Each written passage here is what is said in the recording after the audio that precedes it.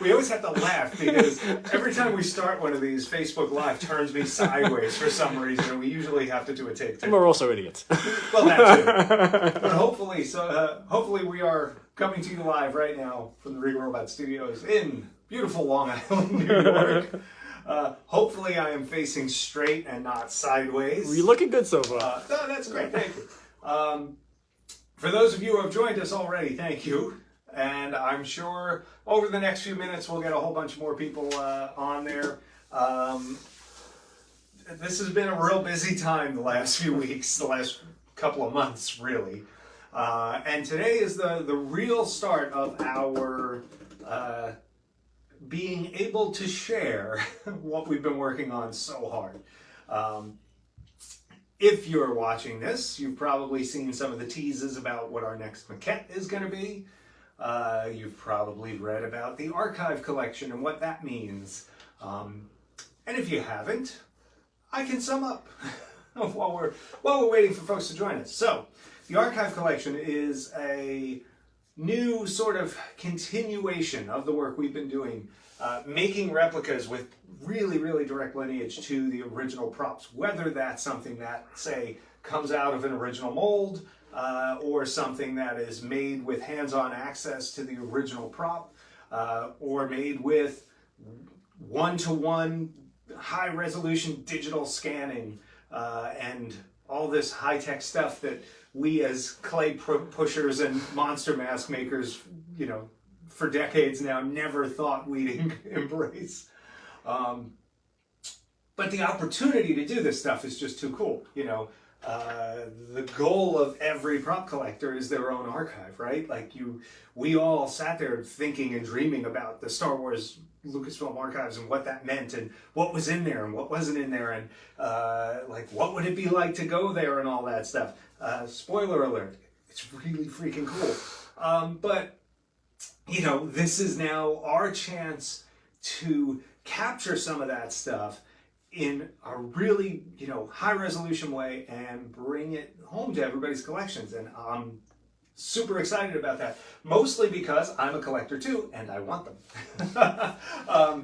So anyway, we did take a few questions ahead of time. If you have questions while you're watching, thank you. Just ask them in the comments. Rob, as always, is monitoring the comments to look for your questions, and we'll try and get them to me, and I will answer as much as I possibly can. I will say this, so today is our first reveal. If you haven't heard what it is yet, take a second on a separate browser, keep the video going, and head over to regalrobot.com and go to the news page, and there you'll see the latest news. There'll also be an updated post about our Star Wars Celebration presents, where we will continue to update that as we announce more and more of the exclusives and reveals and things that we have coming for that show.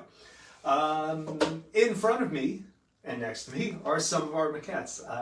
I've always thought this was a really cool line. I've always wanted to do more with it, and I'm excited that now we can really dive into it, especially with this archive collection, especially with that direct lineage to all of these original pieces that are in the archives. And I think that the artistry behind the scenes, the stuff that helped creators to make the props and things we saw on screen, is an underexplored area, especially when it comes to collectibles. You know, statues are great. I love seeing, you know, a really cool, well-sculpted statue of a character, but to have something that is a one-to-one recreation of an artifact of the production, an artifact from the making of these films, to me, is just that much more special. And so, you know, perfect example there is Phil Tippett's Tauntaun Maquette sculpture, which I got to see this at Phil's shop, and I had already, you know, for years seen photos of it in the Star Wars Chronicles and in other making of books and things like that, and in the background of photos, and I just always thought it was a really cool sculpture. I love the mass of it. I love just the width of it, all the bumps and bubbles on his backside, and the cool sort of plated, dragon-y looking tail with the spade end.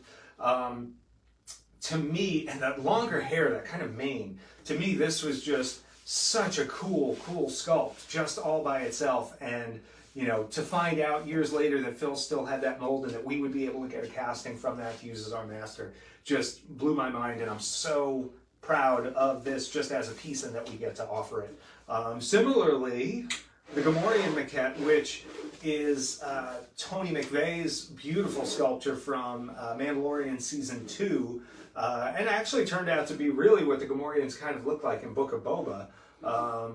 But this is just another absolutely beautiful sculpt.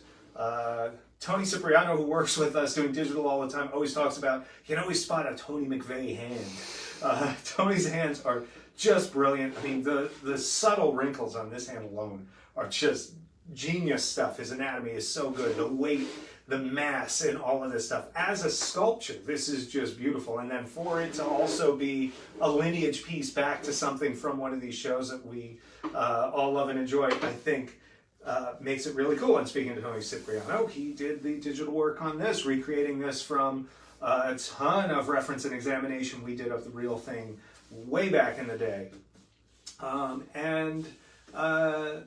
You know, talking Jabba's Palace, I guess, would probably be a good place to transition to today's reveal. What do you think, Rob? I think we're ready. All right, should we do the plaque first? Sure. Are you able to zoom? Do I need to? Yeah, I can get on that. So, there we go. So this plaque is the signature edition version of the Max Rebo, aka Red Ball Jet Maquette. He was called Red Ball Jet for a very obvious reason once you see him. And that would be all the red balls. But apparently, according to Phil, it was Joe Johnston who coined the phrase Red Ball Jet. He based it on a pair of old, you know, kind of Chuck's type sneakers called Red Ball Jets. And for whatever reason, he saw this little guy, he just called him Red Ball Jet, and that stuck. And now I think that's technically the name of Max's organ that he plays in Jabba's Palace. It's like a Red Ball Jet organ, if I remember correctly. So Max is, like these other ones, 1-to-1 to the original Maquette. We got to spend an unreasonable amount of time with the original Maquette, measuring, doing color matches, and high-resolution scanning of every wrinkle, wart, dimple, bubble, whatever. The anatomy is super cool. Again, this was sculpted by Phil Tippett. He's got a great sense of weight in his backside. You can see he sort of overflows a little bit where he hits bottom. Very clearly, from this sculpt, this is all that Max is. There is no legs, you know, there's no legs, there's no him sitting through a hole in anything. This is his anatomy. He has 2 limbs and that's it. And it's been interesting actually seeing people who didn't know Max Rebo before, or who maybe had never seen the action figure. They immediately got that, and they never really thought of him as having 1 limbs. And in fact, some of them even said that they thought these were flippers and not ears, which is a really weird kind of take, you know, all these years later, having them always having been ears to me. But like, I'm like, I could almost see that now. Like, that's interesting, especially since this version of it has these little extra flaps on either side that could be ears. It's, anyway, weird, but neat. The original Maquette is on a chunk of 2x4 that is painted a dark gray. We went with a little bit of a cleaner wood look. This is a resin base, but it is made to look like it's got a bit of a wood grain to it. And that's something we're going to use to make the entire line uniform. We're going to take inspiration from the shape of the base on the original, but we're going to tidy up the whole collection with a single color and a single style on the base, and that's the slightly wood-grained satin black. And I think it's a really nice, classy look. I think it will unify that collection in a way that, you know, having a whole bunch of weird chunks of 2x4 and plywood and things like that might look a little strange. And it also, you know, in some cases, like Max, there's actually things interacting with the base. There's stuff on there. There's each one of these little balls is a unique sculpt. We've tried to match the squish and squash of each one. We tried to get them all in the same places. Every one of these is hand painted, and that's done by the shop here in our New York studio. All the artists in the back just sat there over the last few weeks painting up the first 83 of these so that they can go to Star Wars Celebration. Speaking of that, So, Star Wars Celebration is going to be your opportunity to get the signature version of this piece. If you can't make it to Star Wars Celebration, which we know everyone can't, we do have an option for you. We are going to be doing a non-signature numbered edition of 250 pieces, which reflects the same edition size of the other maquettes we've done so far. And that'll be available on our website on June 7th. There'll be the same basic maquette, same base, same figure, same hand paint, all the red balls. It'll just be a different plaque. That plaque will say numbered edition. It'll be a hand-numbered plaque like we always do. He'll still have an archive collection COA. He'll still come in a black glossy box with a die-cut foam insert. And it's at least another opportunity for folks. You know, when Lucasfilm approached us about doing an exclusive for the show, they wanted something meaningful. They wanted something important, and the initial idea was to do a character that was specific to the show, but we resisted. We wanted to make sure that people wouldn't be left behind, so that if we did something for the show where it was a signature edition, you know, yes, that does limit some people from getting it, but at least they will have a chance to get the character and to get their copy of that original maquette from the archives for themselves, and not have a permanent hole in their collection as they get the rest of the crew, as it were. Rob's looking at the phone like people are making questions, so you want to jump to some of those? I have a few, yeah. Jay says, really cool, love the SIG versions too, really adds that link to the original works. Thank you, Jay. And we always try on that stuff to, where we can, get the original makers. You know, if we're going to do a signature edition, we want it to be something where we're celebrating the sculptors and the people behind the scenes, the guys that are our heroes. Justin says, excited about the Max Rebo, vastly underappreciated character. I don't know if that's possible. I think everybody loves Max Rebo, but maybe it's just me. Tony says, hi everyone, love this maquette line, glad to see it continue. Thank you, Tony. We are too. And if you do like the maquette line, you might want to keep your eyes on our page over the next couple of weeks, because while this is the only maquette we're announcing ahead of Star Wars Celebration, and it is the only one you'll be able to buy at the show other than the existing pieces, we are going to be showcasing the next pieces in the archive collection. You know what? Why don't I take a minute and go through this? So, if you went to our website right now, this is how old people used to do it. We print things out. Now kids, they go to their web zones and they find things. So no, if you go to our website and you go to this, I believe it's the second highest news item, and it'll say updates, Regal Robot Star Wars Celebration updates.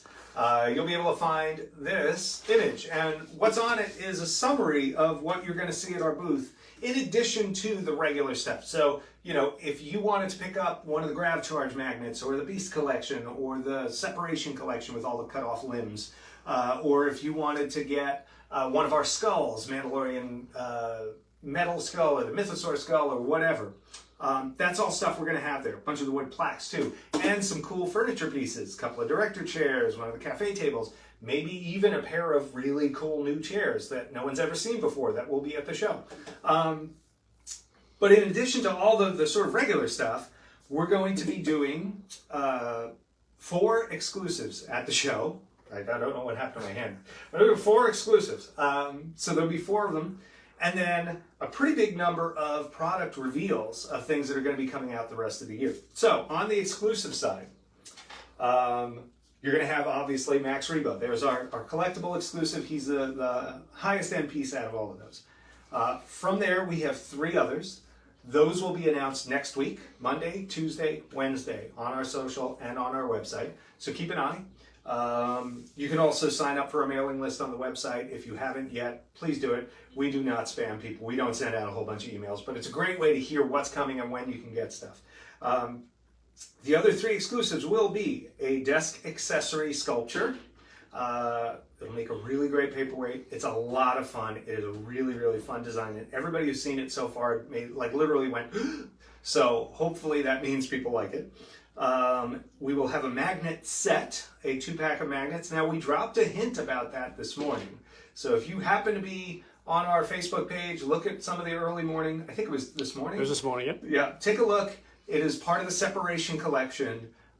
It's a really cool 2-pack, and it's the sort of thing I love because it involves sort of like a cut scene, behind the scenes kind of element, and I was really excited that Lucasfilm let us do it because they don't always go for that sort of thing. And then we're going to have a wood art plaque that also falls into that sort of behind the scenes-y stuff, and is again just something I love so much. So, and that wood art plaque is also like a $20 item. So there's your, like, if you just got to come to the Regal robot booth and take one thing away, that's going to be the thing, and it's going to be a beautiful piece of stealth geek for you to put into your home. On the product reveal side, I gotta keep it under wraps still, but we are going to have the first 2 Archive Collection prop replicas. One of those is an original mold piece, another is a scanned off the original prop in the Archives piece. We will have our first 1-to-1 Archive Collection bust. A really cool character. I've seen it done well, but I've never seen it done right. And we were able to incorporate 3D high-res scanning into what we did, and it's really, really cool to see in person. And I'm proud of the work the team did here, just in terms of the distressing and stuff that goes along with it. We will have, this just says Archive Collection Maquettes. So right now there's only 1 maquette, so there will be definitely more than 1, and in fact there will be more than 2. In fact, there will be more than 3 that you can get your eyes on, 2 of which are fully finished in the way that you'll see them. One of them we might just be showcasing an unfinished prototype, which I think is just kind of cool to see. We'll also have a new wall decor sculpture and a new magnet that we're going to display at the show. All of the stuff that we're going to be showcasing will be available in the coming weeks and months after the show, and we'll have dates and prices and everything while we're there. And of course we'll be there, so you can come see us and talk to us and ask us questions and hang out at the booth and find lots of cool stuff that maybe you've overlooked on the website or never even saw, and then you see it in person and you're like, that's so cool, I need to have that. Okay, back to questions. Sure. First, do you want to explain to them how the Max is show only, but the other 3 exclusives you can order online as well? Oh yeah, you know what? That's a good idea. So Max, and this is again per Lucasfilm, is an in-person only exclusive. You've got to be at the show. Unfortunately, there's no room for a payment plan because you got to walk away with them. The team put a lot of effort into making them in time for the show, so he'd love to go home with you if you get there. That's the way to get that signature edition. There's only 83 of them. It's a 4-day show. That averages, barely over 20 a day. With as many people as go to the show, it's going to be a tough one to get to. But hopefully, enough folks can get there in time and grab them. But that one is show only. The other 3 are what we've done with some of our other decor exclusives, and it's a thing, luckily, that we're very pleased they let us do, which is, if you can't get to the show, during the time of the show only, so for the 4 days of the show, what was it here? We've got the desk accessory, the magnet set, and the wood art plaque. Those will all be available on the website. It's a slightly different price than they'll be at the show. The show gets a little better price. There's your benefit for being in person and your the true exclusive nature of them for the show. But so those 3 items, again, desk accessory, magnet set, wood art plaque. I keep having to check my notes. Those 3, you can get them on our website during the time of the show only, so for the 26th, 27th, 28th, and 29th. So if you can't make the show, but you see those exclusives and you really want to have them, that's the way to do it. If you see Max Rebo, you really want to have them, but you can't get to the show, my suggestion would be, 1, try and find a friend who's going to the show and ask him to pick it up. And if not, there is the non-signature numbered edition that will be out June 7th, and there's your chance to pick one of these up and bring them home. All right, Kevin says, is Max Rebo limited per day? Normally when we do this stuff, so with all of the exclusives, we'll likely put some kind of limit on them per day. At the very least for Thursday, Friday, into Saturday. Sunday's a weird day at these shows. Sometimes they kind of die down a bit, sometimes they're crazy. You just can't guess. I think in all likelihood, we'll try to make sure we have some of each piece at least through Saturday. But at the moment, we haven't set what that'll be. If I had to guess for Max, it might be something where we do, 30-30 and then what's left, or 25-25 and what's left on Saturday. But we're going to play it a little bit by ear.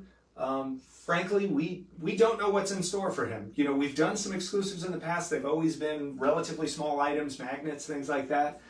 We have a lot of exclusives this year for us anyway, 4 different pieces. We don't know what the crowd's going to be like at the show. We don't know how people are going to be spending. This is the first show since the coronavirus hit. This has been it's the first show for us since 2019.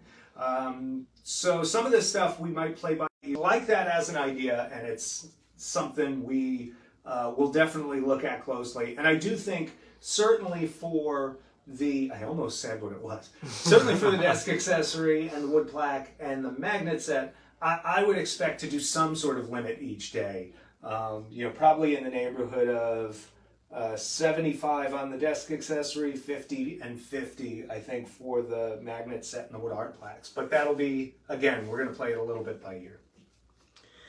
All right, Ian says, I'll be making a beeline to booth 2518 on Thursday. Yep, good call. 2518, see you there. Martin says, is it too early to start the line for the Rebo? Never. Aaron's asking, what is the non-signature edition price for Max Rebo? So that will be, you can find all of this information on our website today. If you go to the news page, there's a page about Max Rebo, and it shows both editions. You can see what the plaques look like, and it also tells you the price difference. But being a nice fella, I'll tell you anyway. It is $449 for the signature edition at the show, and is $399 for the non-signature edition that will be going up on the website June 7th. And that $399 price is our goal price, I think, for most of the maquettes going forward. Obviously, we look at everyone case by case. Some of them require more time painting, some need more assembly, some are trickier to mold, some need more material because they're bigger. I wouldn't say they'll all be that price, but I would say that's that kind of price range you're looking at for these things going forward. Ian brings up a good question. Will those lucky enough to get one of the 83 get to choose their number? So we're saying no number choosing at this point. Part of the reason is anybody who's ever done one of these trade shows knows that you don't necessarily have all your stock at the booth at one time, and you have to pay the trade show company to maneuver stuff in and out of the back for you each day. They're also packed in relatively large boxes where it might not be easy to access. We're bringing literal tons of material and product to this show. This is it's 50% bigger booth than we've ever done, and it is probably double the amount of tonnage that we're bringing with us. And I believe we were looking at 2 giant crates and 6 pallets that have to fit into our booth and or in the back at any given time. So right now we're saying no choosing your numbers. Aaron says, so excited to see your collection and display at Celebration. Regal Robot is a highlight for me. So thanks, Aaron. Thank you. Yeah, we are making a real effort. There's going to be a nice glass case that'll be filled with the sort of stuff that's coming soon.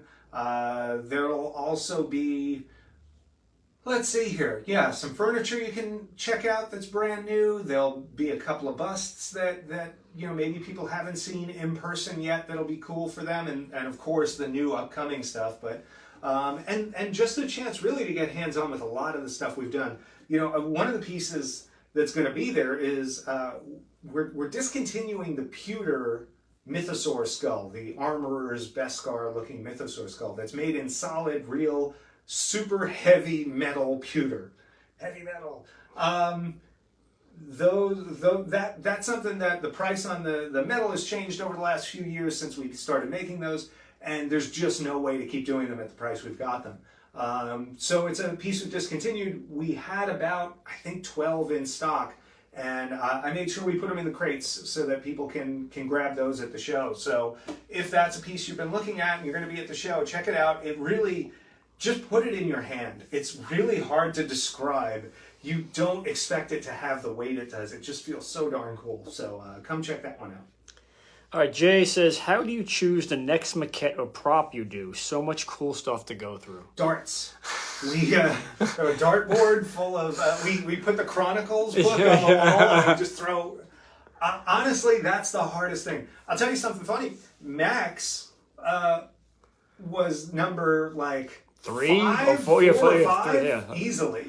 1, 2, 3 with the little. Yeah, he was 4 if he was anything. Yeah.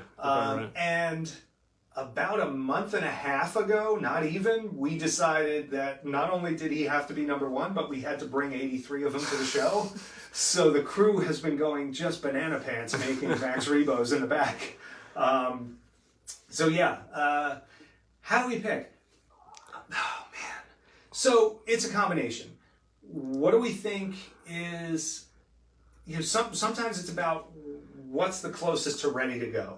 Sometimes, if you ever do a crossword puzzle, you knock the easy ones out first so that it starts to fill in some holes for you. Sometimes there's that. Max was not that, but sometimes there is that. Sometimes it's about the characters. Sometimes it's just, there's one that's coming up pretty early that's just frankly, because Rob and I think he looks really, really bitchin'. That's usually the case. It's what we want in our collection is what we choose. Exactly. I want it on my shelf. Maybe that one. Other times it shifts around a lot. I keep looking at our board. They can't see that in the reflection, right? No, I made sure. They're zooming in. Yeah, zoom in hands. That board moves around constantly because there's just, sometimes you'll be cruising in one direction on something and then you'll find out that you have to stop. One of the prop replicas was like that. We were cruising in the direction of our own sculpt of this thing, revising a previous version we had done, and then the piece became available for scanning, and it was like, put the brakes, take that, throw it in the garbage, let's get the scan, and so, there's any number of reasons, but yeah, ultimately, a lot of it is just down to what Rob and I think is cool. All right, Tony says, are the latest maquettes all going to be from Return of the Jedi Jabba's Palace? Funny enough, no. I will say, so the next ones that are coming are all sourced, are literal archive pieces. And we expected them all to be Return of the Jedi, at least to start.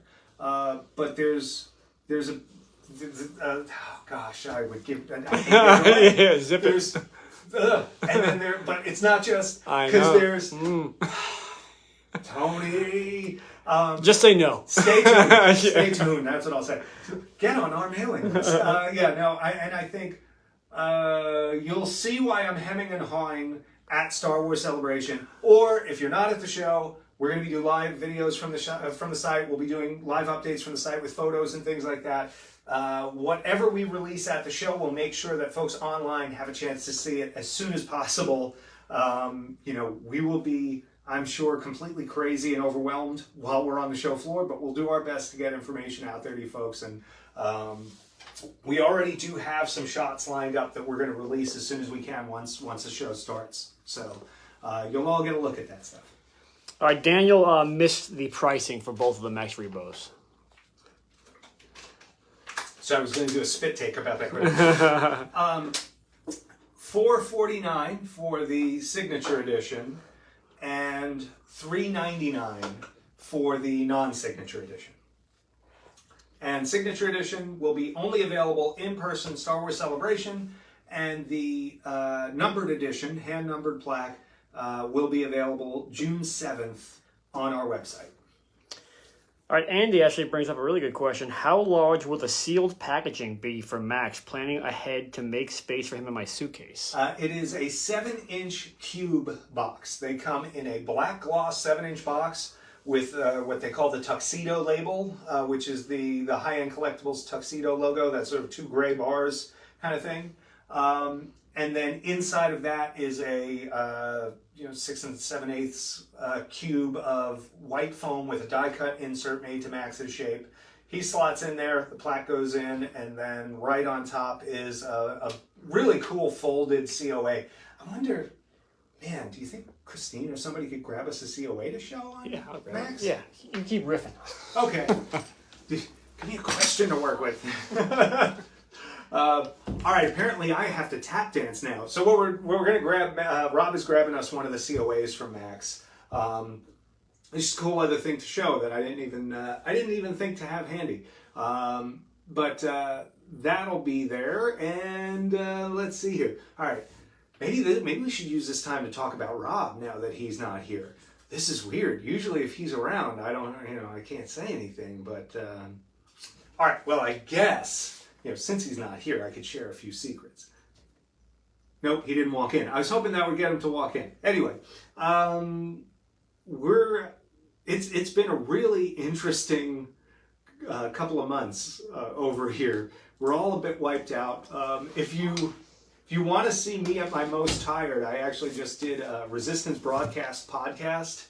You can find a link on the at Tom Spina Designs social right now. It's up on Facebook and Twitter and stuff. But it's a video podcast. If you look through to the YouTube thing, I'm at my house with my cantina masks all around me and stuff, and I'm just completely exhausted. I think the only thing that can move in the video is my hands, and they still keep going like this because I can't help myself. But I can see it on my face. So this is the COA for the archive collection pieces. They're all going to be very similar to this. I think a lot of them will probably fit in that same box style. Rob, is there a way to get a zoom in on this? So I'll show you the back is just the co-brand logo and the usual sort of legal lines and all of that fun stuff. We've got the cover, and then that splits open. This is the numbered edition one, not the signature edition, but same idea. Each one of these will get hand signed by me the way we do all of our COAs so that they're real. The top shows a real kind of description of the collection as a whole. The bottom describes the piece, tells you the edition size, and has the signature here. So that'll be on top of the box, and that gives you a sense of what the box looks like for Max. It's about, this sits on top like that. He actually sits in this way so that it's a little more of a form fit. And the box will be basically that size, but square. So that was a very long answer to an otherwise simple question. All right, Ian says, a man, let's go. That's a cool maquette. That's a big maquette. That is a big maquette. A man is probably taller than the Tauntaun here, and then his staff is like another, 7 or 8 inches at least, maybe longer. Mm-hmm. And he's got a lot of stuff going on, a lot of handwork on the staff. If you want to ask why someone doesn't get to the front of the line, that could be why.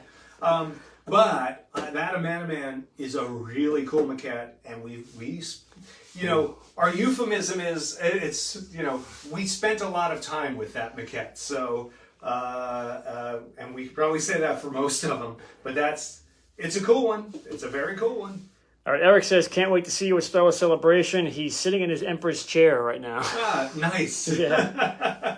Good to hear. And if when you come to the show, maybe you can sit in a different chair for a change. See how that feels. Hint, hint. All right, Ronald, he says, why doesn't it say Red Bull Jet on the numbered edition? That's a good question. So every time we put out a product like this, it's not just our whim. Sometimes we've got to work with Lucasfilm and add things they like or take away things they don't like or make one thing more and another thing less or whatever. And this was one of those cases where talking with them, they wanted to put a little extra into that signature edition and make something that was at the show just a little bit more special. I was actually surprised we even got to put it on there, frankly. They're generally squeamish about crew names and things like that. They prefer to stick more to the canonical names or whatever you want to call it. You need to. But anyway, so that's why. We might be down to the. No, we got no. Tony, he says, how did you get the paint match for Max? Did Phil have any input on that?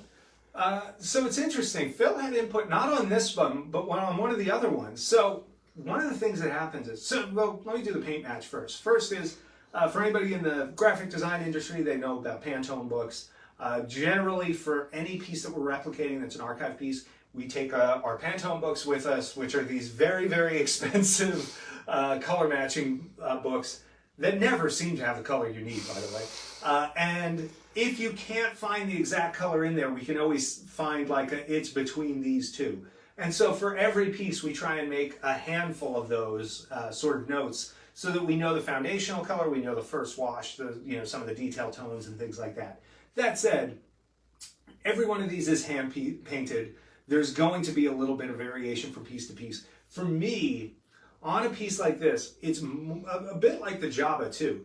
It is more important to paint in the same order of colors and the same style, meaning washes and dry brushes and things like that, or spatters, however it was, in the same style as the original painter, than it is to try and replicate every speck in the same place. And the reason for that is when you start to paint like that, you paint tight. It reads fake, it reads intentional. Whereas if you're doing natural techniques that are the same techniques the original painter used, be that a wash or a rub out or where you're putting material on and taking away and letting the prop keep what it wants, you capture a vibe and a spirit and a naturalness that you can't get any other way. So when we do a paint match on something, we really are looking for a style paint match above all. Now, are there specific details you're going to try and match? Oh, hell yeah. If we're talking about Max, he's got specific dry brushes on his knees. He's got the way that his little fingertips are painted, the way his eyes are painted within a certain area of the lids there. These little bits of sort of purple and pink that wind up under his ears and stuff like that. And there's certain grooves we're accenting, or even just, on Max, he gets a general pass of aging. This is where there's always a little bit of a judgment call. And the lighting in here is terrible, by the way, for looking at detail on stuff. Anytime someone comes in to here for me to make any kind of judgment on paint, I immediately walk out of the office with them where we have balanced 5K lights everywhere in the studio so that they all match. They're 5,500 lights that match our photo studio so that we can make sure that lighting is, color is even across everything. But the original Max Maquette has some post-production damage to it. It has some post-production sort of dirt on it. We want to avoid that, but we also don't want it to look brand new because then it's going to look fake.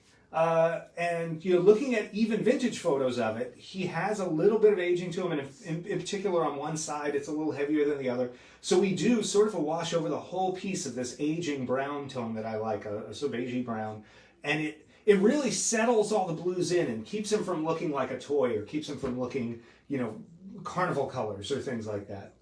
On another piece, though, and this is where knowing folks like Phil really is amazing. I feel so lucky that we get to bring these guys into what we do. There was a piece there that we saw that looked like it was missing a tooth or a tusk, let's say. I'd love to be more specific, and I can after Solar Celebration. But, and Phil was the one who sculpted it, and we were able to ask him, is that an intentional asymmetry, or is this something that broke? And he wrote back immediately and said it was something that broke. And then after that, about 3 or 4 weeks later, we actually found a new vintage photo we had never seen before that showed the original tusk in place. And so when we did ours, we decided we were going to put that back in place because that's true to what the original sculpture was, and Phil verified that something broke, and we had vintage imagery to back it up. These are the sorts of things that are always judgment calls on this stuff. For me, I feel it's important that we create something that looks authentic and feels a little bit aged, but is as true as possible to what it looked like at the time of production. Maybe there's a place down the line for the damaged archive version of something, but I think for the most part, we're trying to create something that really respects that original sculpture, really respects what the sculptors did and the creators at the time, what they envisioned. And if we have the means and the research to back it up, then we're going to do our best to replicate what existed at that time. We have a few people asking again how they can acquire the exclusive, so maybe give that a recap. Absolutely. So, Max Rebo, per Lucasfilm, will be only available in person at Star Wars Celebration at booth 2518, the Regal Robot booth. The other 3 exclusives we have, a desk accessory sculpture, a magnet set, and a wood art plaque that are written on a piece of paper right here. All 3 of those will be available on our website and at the show. On our website, they will be slightly more money, and they will only be available during the time of the show. That's the 26th, 27th, 28th, and 29th of May. If you're at the show, you get the benefit of getting them at a little bit of a cheaper price, and you get to take them right home with you. The ones that you order online might not be, they're going to be made to order, so it's probably, 4 or 5 week wait once those, for those to go out once the orders are placed. All right, Aaron says, is the bottom of the Max felt or have rubber feet? It has felt feet. This one also has an extra note that says sample, because this is our sample and I don't want to accidentally give this away because I need it for videos like this. So yeah, every one of these has a full, very heavy resin base. They have 4 felt feet and the Star Wars legal line on the bottom with our Cobra and logo on it. Christopher has a good question about the numbering. Does the numbered edition 250, does that include the 83 signature or not? No. The numbered edition is a unique edition from the signature edition. The numbers for the numbered edition will start at number 1. I am caught up, I believe, on questions. All right.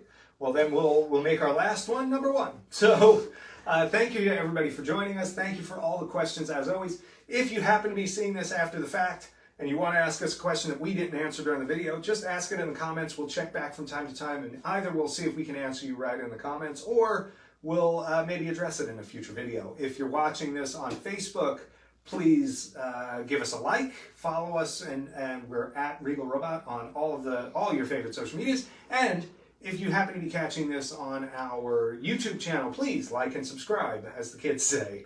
That's all for myself, Rob, and the whole Regal Robot team. Thanks for joining us today at the studio. We're really excited to see so many of you at Star Wars Celebration and share all of the cool stuff we've been working on. And maybe next week we'll be back to showcase our other exclusives and tease a little more about what's going to be at the show. Thanks again. Have a great day. See ya.